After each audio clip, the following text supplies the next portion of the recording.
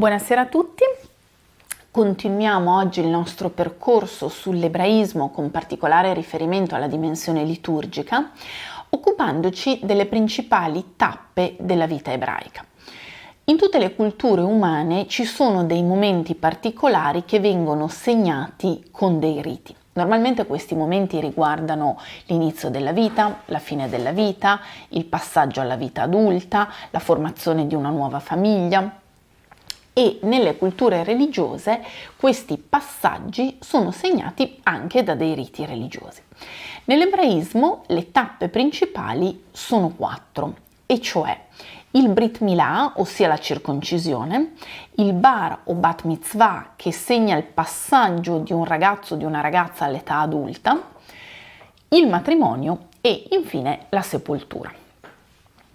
Il Brit Milà, la circoncisione, è uno dei precetti più importanti dell'ebraismo. Ovviamente è un precetto che vale solo per i maschi ed è un precetto appoggiato sul versetto di Genesi 17:12 in cui Dio dice: quando avrà 8 giorni sarà circonciso tra voi ogni maschio di generazione in generazione, sia quello nato in casa, sia quello comprato con denaro da qualunque straniero che non sia della tua stirpe. Dio dà questo precetto ad Abramo. Abramo è il primo uomo che si circoncide, che circoncide il figlio che gli è già nato, cioè Ismaele, per cui questo precetto poi varrà anche per i musulmani, e poi circonciderà il figlio Isacco e da lì in avanti tutti gli ebrei, ma appunto anche tutti i musulmani, avranno il precetto della circoncisione. Come dice il testo di Genesi, il bambino viene circonciso a 8 giorni. In una certa misura la circoncisione è una sorta di rito di iniziazione, ma in realtà non si diventa ebrei attraverso la circoncisione. Si è ebrei per nascita o potremmo dire meglio per concepimento, perché è ebreo il figlio di madre ebrea. Quindi quando un bimbo viene concepito e poi partorito da una donna ebrea, automaticamente questo bambino è ebreo. La circoncisione è un segno tangibile del patto di Israele con Dio, ma non è un rito che cambia qualcosa nell'essenza del bambino stesso. Da questo punto di vista la circoncisione è molto diversa rispetto al battesimo, perché si diventa cristiani col battesimo, mentre non si diventa ebrei con la circoncisione, che tra l'altro appunto viene praticata solo sui maschi e quindi eliminerebbe completamente la possibilità di essere ebree per le bambine, per le donne. Il testo di Genesi chiede di circoncidere i bambini a 8 giorni dalla nascita, naturalmente questo vale in mancanza di problemi fisici. Se un bambino nasce con delle problematiche fisiche o anche solo nasce prematuro, quindi è un po' più debole del normale, non viene circonciso finché non è certo che la circoncisione non possa nuocere alla sua salute. Dall'altra parte però questo precetto è così importante che lo si pratica anche se l'8° giorno cade di Shabbat o addirittura il giorno di Kippur. Circoncidere un bambino vuol dire trasgredire Shabbat e Kippur, di fatto, nel senso che già il gesto di tagliare è un gesto vietato di sabato. Ma nonostante questo, la circoncisione è più importante persino dello Shabbat, perché garantisce il segno di una continuità di generazioni di ebrei. L'obbligo della circoncisione ricade sul padre del bambino e dovrebbe essere il padre del bambino a circoncidere il figlio. Oggi di fatto questo non avviene praticamente più.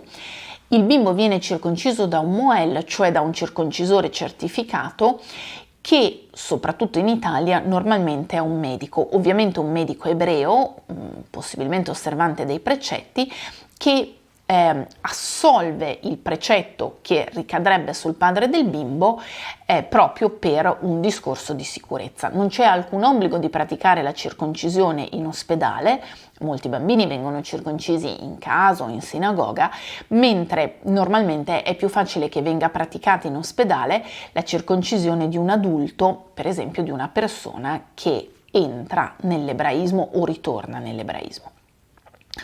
Durante la cerimonia della circoncisione, oltre al padre è presente un padrino e c'è un preciso riferimento durante la ritualità al profeta Elia, quindi di fatto un riferimento messianico.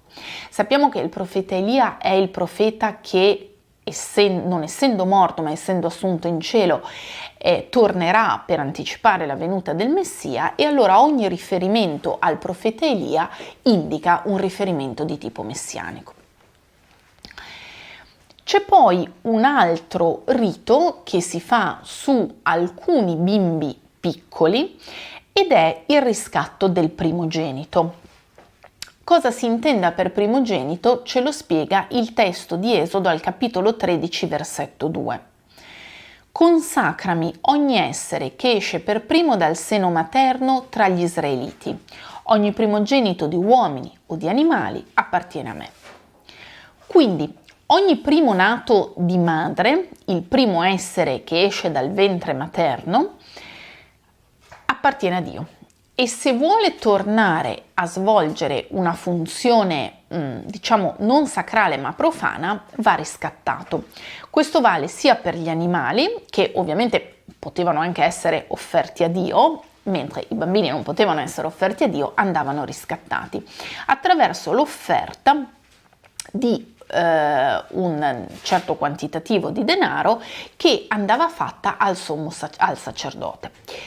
Il riscatto del primogenito è una pratica religiosa che viene fatta anche quando nasce Gesù di Nazareth. Quell'episodio che noi chiamiamo la presentazione di Gesù al Tempio, in realtà altro non è che il riscatto di questo bambino che è il primogenito di sua madre.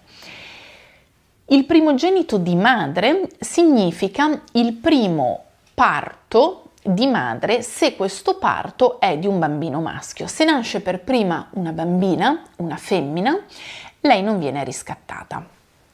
Se la madre ha già avuto delle gravidanze, ma il padre ha questo bambino per primo, quindi magari la madre è vedova o è divorziata, come può succedere nell'ebraismo, mentre il padre è al primo matrimonio e alla prima generazione di figli, il bambino non viene riscattato.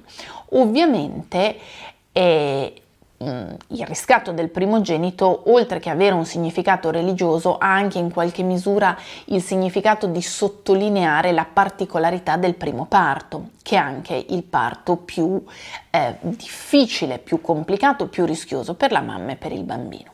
Viene praticato a 31 giorni dalla nascita e, poiché oggi non esiste più il Tempio di Gerusalemme, il bimbo primogenito va ancora riscattato versando del denaro fisicamente nelle mani di un Cohen, cioè di un sacerdote. Questo è uno dei pochissimi ruoli che i Kohanim detengono ancora dopo la distruzione del Tempio. Naturalmente poi il Cohen non si tiene quel denaro che di solito viene dato in beneficenza, ma il gesto va fatto ancora nelle mani di un sacerdote. E qualora un bambino primogenito non sia stato riscattato dai genitori, perché magari i genitori non sono particolarmente religiosi, nel caso in cui questo bambino crescendo diventi religioso, ha l'obbligo di riscattarsi da solo. Quello che abbiamo detto finora, cioè i riferimenti alla circoncisione e al riscatto, riguarda solo i maschi, solo i figli maschi. Per le bambine non c'è nessun rito particolare legato all'ingresso nella vita umana, ma in epoca abbastanza recente è invalso l'uso di presentare delle bambine che nascono al Signore e alla comunità, quindi di fare una sorta di rito che è qualcosa di completamente diverso dalla circoncisione, perché non è un rito fisico, non è qualcosa che tocca il corpo della bambina. E la ragione, tra l'altro, è che l'ebraismo ha una visione della donna diversa e per certi aspetti anche superiore rispetto alla visione dell'uomo, per cui il rito della circoncisione sembra dire che l'uomo ha bisogno di un segno nella carne che dimostri e che gli ricordi anche che lui è ebreo, mentre la donna non ha bisogno di questo. La donna ha una connessione con lo spirituale, col divino, che è molto più alta e molto più immediata. Ma soprattutto di fronte alla comunità, appunto, è invalso l'uso in epoca più recente di fare una cerimonia che presenti la bambina appena nata. La seconda tappa della vita religiosa è quella che segna l'ingresso nell'età adulta, cioè la maturità religiosa. Questa cerimonia si chiama al maschile bar mitzvah, che vuol dire figlio del precetto in aramaico, non in ebraico, e si fa a 13 anni. Anche qui ci sono delle differenze che poi vedremo per le femmine. Il bambino diventa adulto religiosamente parlando a 13 anni. Cosa vuol dire diventare adulto dal punto di vista religioso? Vuol dire anzitutto essere responsabile dell'osservanza dei precetti. Un minore non è responsabile dell'osservanza dei precetti e di per sé non è nemmeno tenuto ad osservarli.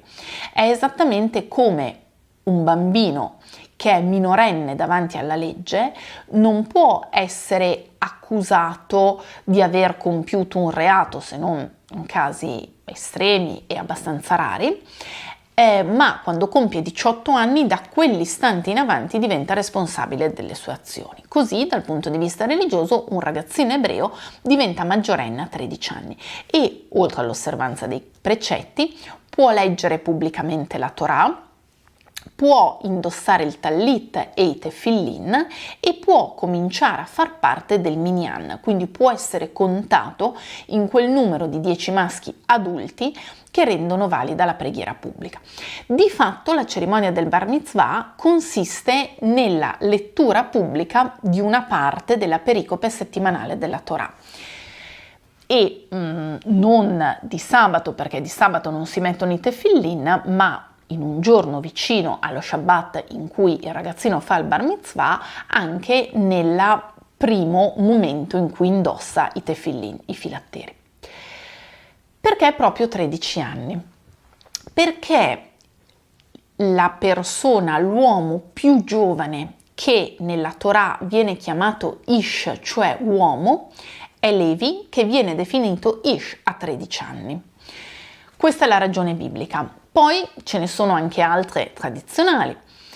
Si dice che Abramo rigettò l'idolatria a 13 anni e rigettare l'idolatria a favore del monoteismo dice di una presa di coscienza abbastanza forte, una presa di coscienza da persona adulta.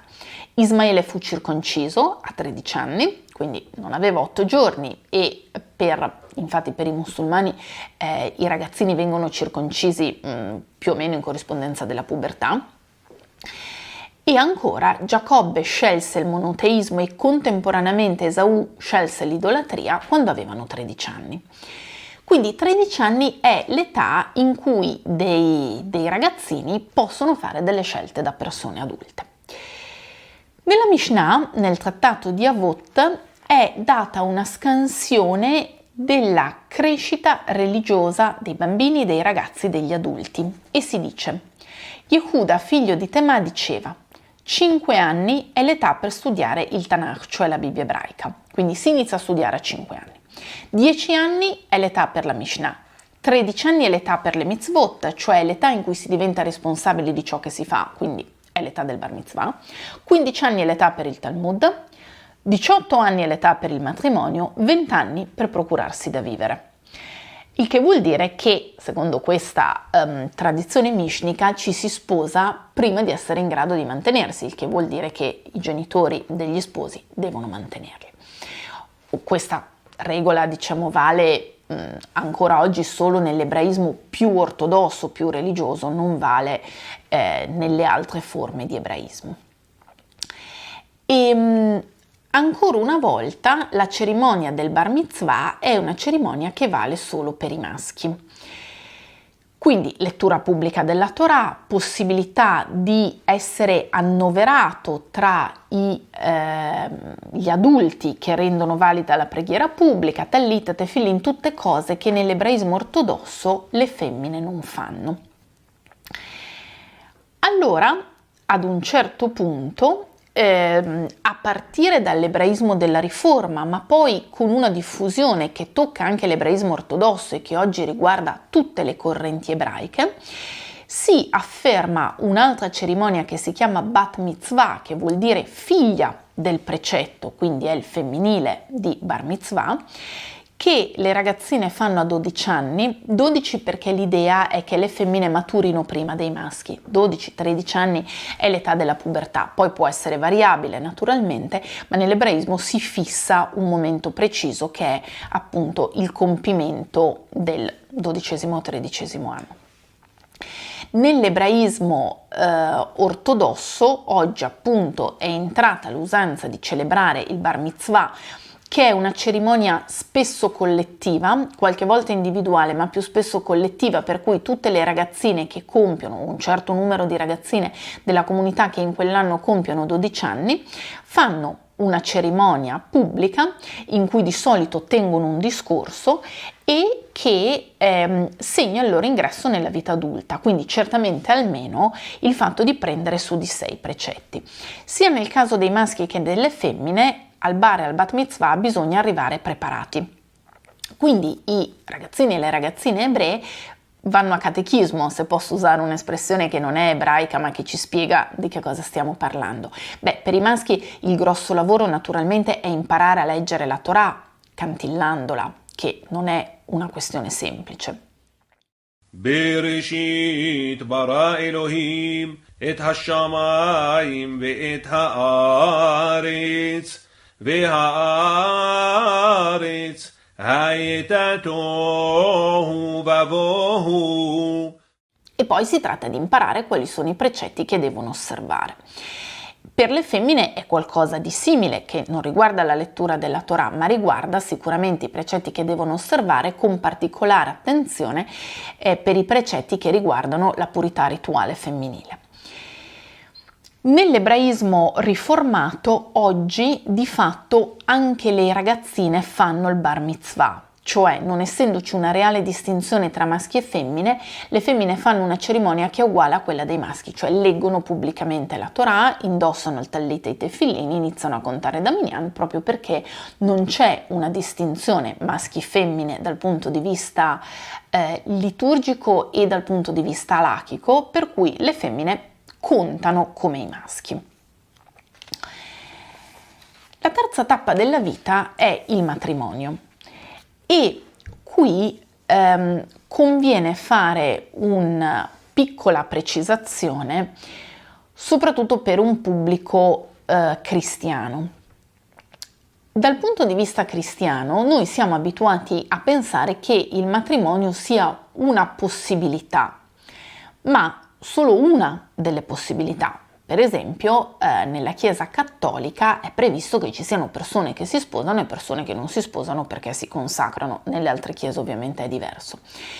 Nell'ebraismo di fatto questa idea non esiste, perché uno dei primissimi precetti che Dio dà all'umanità in Genesi 2,28 è: siate fecondi e moltiplicatevi. Ora, il precetto non è sposarsi, il precetto di fatto è avere figli. Ma questo precetto vale dal momento della creazione in avanti per tutti gli uomini. I rabbini interpretano per tutti gli uomini maschi, quindi il precetto di essere fecondi e moltiplicarsi ricade sui maschi, non sulle femmine. Ma di fatto per essere fecondi e moltiplicarsi servono sia i maschi che le femmine. Allora il matrimonio diventa un obbligo per l'ebraismo, come consacrazione dell'amore coniugale. Non si dà l'idea che un ebreo religioso possa non sposarsi, perché non gli sarebbe consentito di osservare un precetto che è un precetto fondamentale. A questo precetto è legato un divieto abbastanza importante, soprattutto in diaspora, che è il divieto di sposare una persona che non sia ebrea, cioè il divieto di fare matrimonio misto.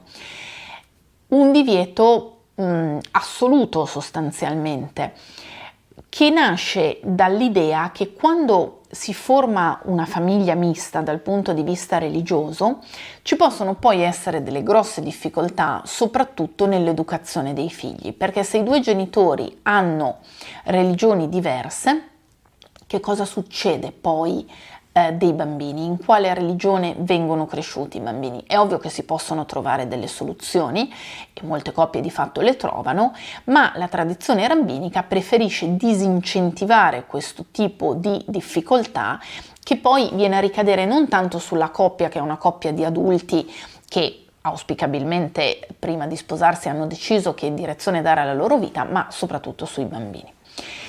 E sempre prima di sposarsi si stipula un contratto matrimoniale, una ketubah, un contratto in cui sono indicate una serie di cose anche molto precise che riguardano anche gli aspetti patrimoniali del matrimonio. Le ketubot sono dei documenti bellissimi proprio dal punto di vista estetico, perché di solito, oltre a essere scritti, sono anche decorati, sono decorati nelle maniere più varie, possono essere decorati con soggetti religiosi, spesso è così, ma non è detto che i soggetti siano religiosi. Per esempio, durante il Risorgimento in Italia, moltissimi ebrei che erano dei convintissimi patrioti fecero decorare le loro ketubot con le immagini di Mazzini, dei garibaldini, di personaggi politici in senso lato. Tecnicamente il matrimonio ebraico è articolato in 3 momenti. Gli shidduchim, cioè il fidanzamento ufficiale che sancisce che quei 2 giovani o anche meno giovani sono promessi sposi, i kiddushim, che letteralmente vuol dire la santificazione, cioè il matrimonio vero e proprio, e i nisuim, cioè la coabitazione. Oggi il secondo e il terzo momento sono contemporanei, cioè i 2 giovani si sposano e vanno a vivere insieme. Una volta non era detto che questi momenti fossero contemporanei. E noi abbiamo una testimonianza di questo, per esempio, nei Vangeli, quando si dice che Maria di Nazaret era promessa sposa di un uomo, si dice che Maria non era più una donna libera perché era sposata o almeno fidanzata ufficialmente con quest'uomo, e quindi il processo matrimoniale era già iniziato, anche se loro non vivevano insieme, e questo li vincolava entrambi a un certo tipo di comportamento e anche a dover interrompere il matrimonio qualora avessero deciso di lasciarsi. Perché, come vedremo tra un momento, il matrimonio religioso ebraico può essere interrotto, ma prima di arrivare all'interruzione vediamo ancora qualcosa a proposito della cerimonia nuziale. I modi per sposarsi sono diversi, ma quello che ormai si usa a livello maggioritario in tutte le comunità ebraiche è il dono di un anello dallo sposo alla sposa. L'anello deve avere un certo valore e questo valore deve essere chiaramente definibile, per cui la cosa più semplice è regalare un anello d'oro puro, sostanzialmente una fede nuziale. La ritualità ebraica chiede che sia solo lo sposo a donare l'anello alla sposa, non viceversa, per cui il marito non è tenuto a portare l'anello.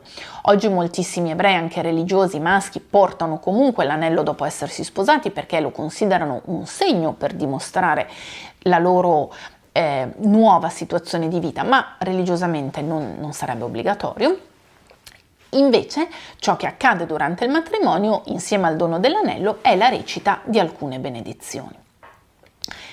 Il matrimonio si celebra sotto un baldacchino che può esservi capitato di vedere in varie circostanze, anche magari in qualche film americano dove spesso ci sono per politically correct anche rappresentazioni di ebrei in momenti topici della loro vita, come appunto per esempio il matrimonio.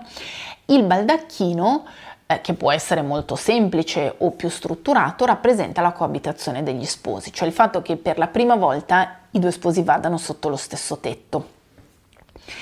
E un altro gesto molto evidente è la rottura del bicchiere, cioè dopo aver recitato una benedizione sul vino e dopo aver bevuto insieme il vino da quel bicchiere, dopo che gli sposi hanno bevuto il vino da quel bicchiere, lo sposo rompe sotto il tacco della scarpa il bicchiere, come segno di memoria e di lutto per le vicende tristi del popolo di Israele, in particolare per la distruzione del Tempio, per l'esilio.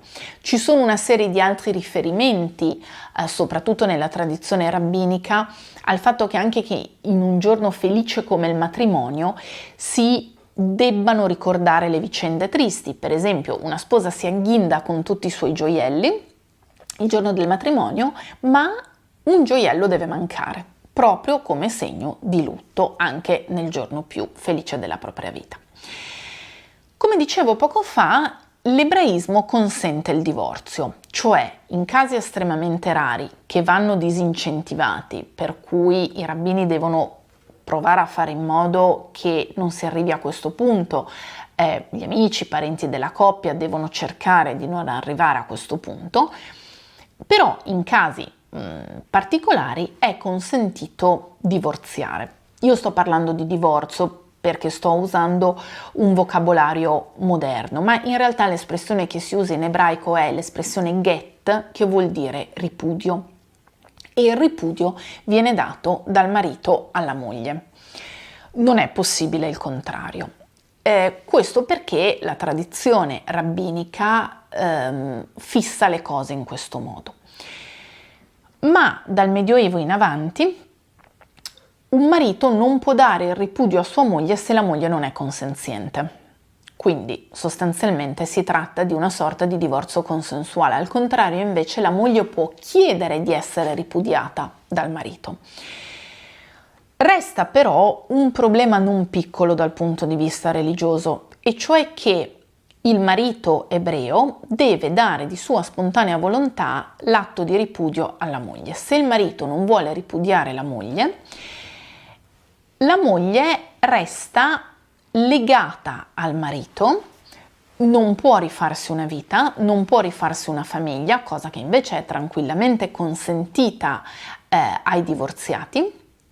E se per qualche caso questa donna avesse una nuova relazione e dei figli da questa nuova relazione, questa relazione sarebbe una relazione extraconiugale, cioè adultera, con tutti i problemi che si pongono. Questo è un problema che l'ebraismo ha sempre dibattuto, cioè questa idea delle donne che restano legate a dei mariti a cui non vogliono più essere legate, e oggi soprattutto in Israele c'è una giurisprudenza alachica, quindi religiosa ma anche civile, molto forte su questo tema. È ovviamente consentito risposarsi dopo il divorzio come dopo la morte del coniuge. E così arriviamo all'ultima tappa della vita di qualunque essere umano, ma anche ovviamente di un ebreo, e cioè la sepoltura. Nel momento in cui il defunto muore, viene lavato, il corpo viene lavato, viene avvolto in un panno, quindi in un panno bianco, non viene vestito, e la legge ebraica dice che andrebbe seppellito in terra entro il tramonto, comunque entro le 24 ore, il più in fretta possibile. Ovviamente in molti paesi, incluso l'Italia, questo è vietato per legge dello Stato, perché devono passare un certo numero di ore per garantire che il defunto sia veramente defunto. Allora in questi casi si crea una discrasia tra precettistica religiosa e legge dello Stato. In questi casi vince sempre la legge dello Stato, cioè a meno che lo Stato non chieda di fare qualcosa che viola il nucleo più forte dell'ebraismo, quindi per esempio lo Stato chieda di abiurare. Se invece il caso è che si chiede di adattare le proprie usanze su alcune questioni anche importanti, anche molto sentite, come la sepoltura di un defunto, si segue la legge dello Stato, perché l'idea ebraica è che la legge dello Stato in cui si vive vale come vale la Torah. Quando è possibile il defunto viene sepolto in terra di Israele. Questa è la ragione per cui molti ebrei quando muoiono in diaspora vengono portati in terra di Israele, e questa ragione è legata al fatto che quando ci sarà la resurrezione dei morti, la resurrezione fisica, la resurrezione dei corpi, che è un articolo di fede che è stato problematico per l'ebraismo fino al Medioevo, ma dal Medioevo in avanti Mosè Maimonide ha posto la resurrezione dei morti tra i principi di fede in cui gli ebrei devono credere. Bene, l'idea è che i primi morti a risorgere saranno quelli che sono sepolti a Gerusalemme, e poi quelli che sono sepolti in terra di Israele e gli altri dopo. Quindi andare a essere sepolti in terra di Israele, se possibile a Gerusalemme, dico se possibile perché i cimiteri di Gerusalemme sono abbastanza pieni, ma essere sepolti in terra di Israele è qualcosa che molti ebrei cercano di fare se possibile. Se questo non è possibile, viene messa una manciata di terra di Israele nella bara, perché di per sé la bara non farebbe parte del corredo di sepoltura ebraico. Il corpo avvolto nel sudario andrebbe messo direttamente nella terra. Di fatto questo non si fa in gran parte del mondo per semplicissime ragioni igieniche, e anche qui vince la legge dello Stato rispetto alle leggi ebraiche.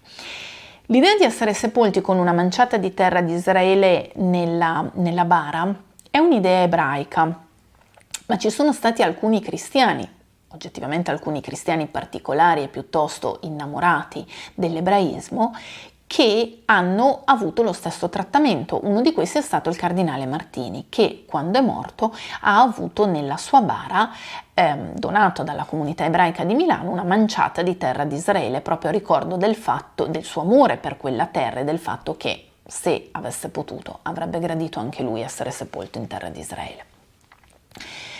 Le tombe sono nei cimiteri ebraici, sono tombe su cui non si mettono fotografie, perché l'idea è quella di ricordare il defunto come era da vivo, non di farne un santino dopo morto.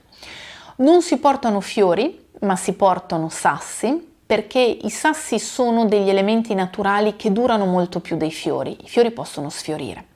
E poi i fiori possono essere diversi a seconda di chi li porta, possono essere molto semplici, molto poveri, oppure possono essere delle rose, delle orchidee molto belle, molto costose.